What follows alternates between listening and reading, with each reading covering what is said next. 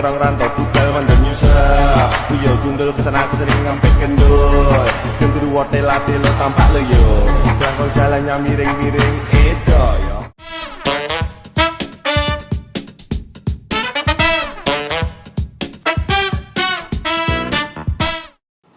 Assalamualaikum warahmatullahi wabarakatuh.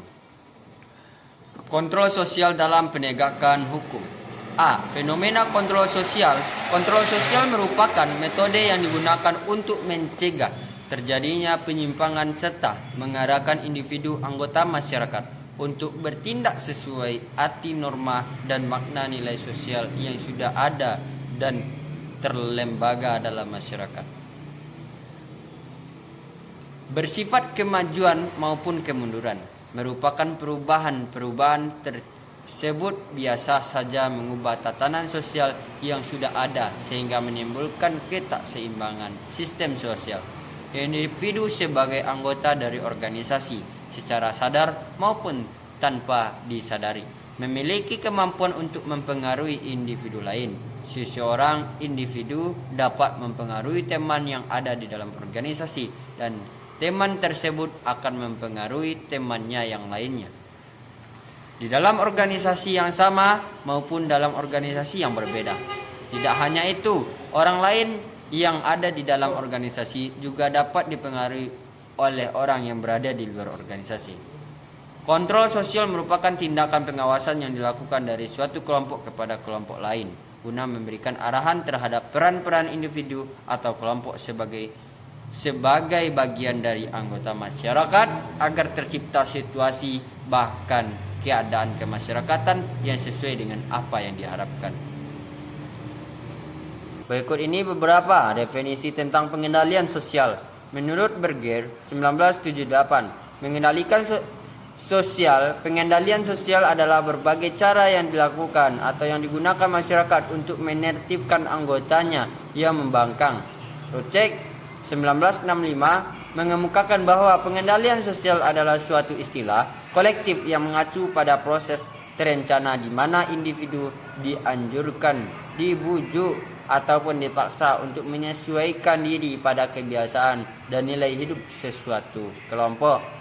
Secara umum dapat disimpulkan bahwa upaya untuk mewujudkan kondisi seimbang di dalam masyarakat disebut pengendalian sosial ataupun social control.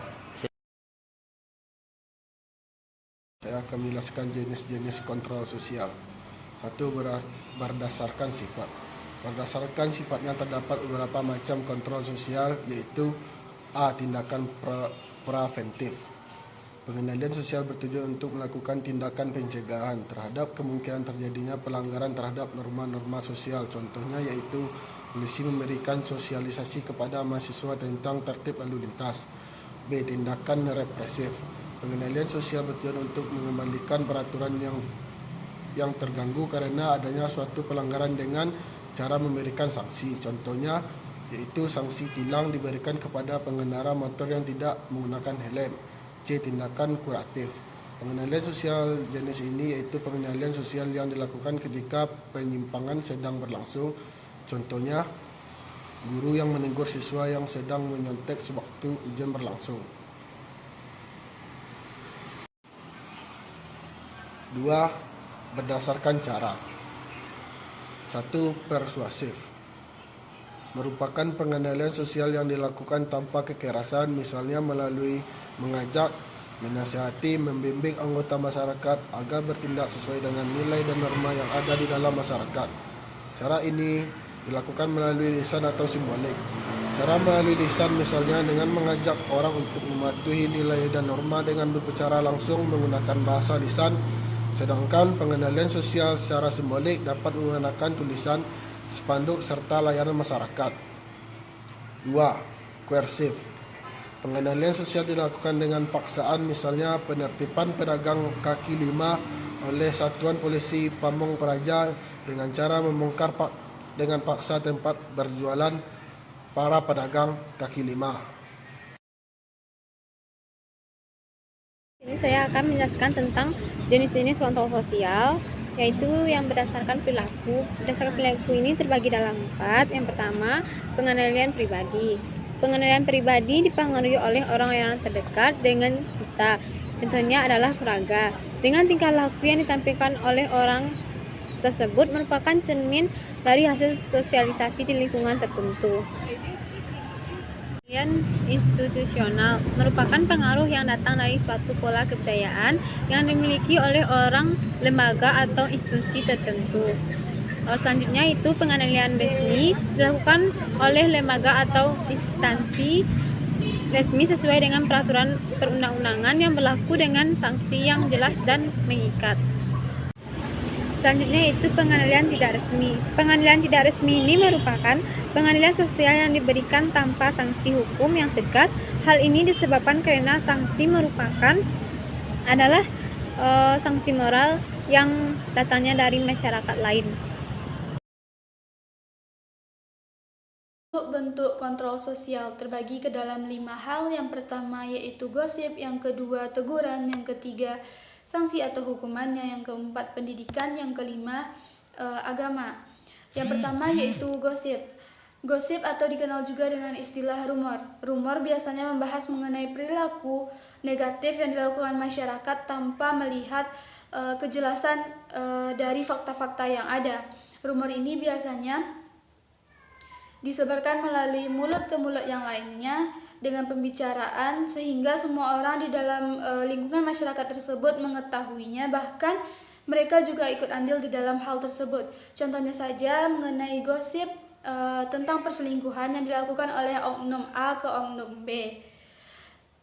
Hal tersebut belum benar-benar terjadi ataupun belum terjadi, namun sudah disampaikan secara bisik-bisik. Gosip seperti ini memang cepat menyebar, apalagi ditandai dengan adanya teknologi yang semakin maju. Yang kedua, teguran. Teguran biasanya dilakukan oleh individu atau kelompok terhadap orang lain atau sekelompok orang yang dianggap mengganggu ketenangan masyarakat di dalam lingkungan tersebut. Misalnya, perkumpulan para pemuda yang menongkrong hingga sampai larut malam. Mereka bahkan mengganggu ketenangan warga sekitar karena kebisingan yang ditimbulkan, sehingga ketentraman, kedamaian warga sekitar terganggu, yang mana mereka seharusnya dapat beristirahat tengah malam itu malah mereka terganggu dengan adanya hal-hal yang demikian. Ataupun contoh lainnya yaitu guru yang menasihati atau memberikan teguran terhadap siswanya agar mereka setelah pulang sekolah langsung pulang ke rumah, sehingga tidak menimbulkan hal-hal yang tidak diinginkan, misalnya seperti tawuran antar pelajar.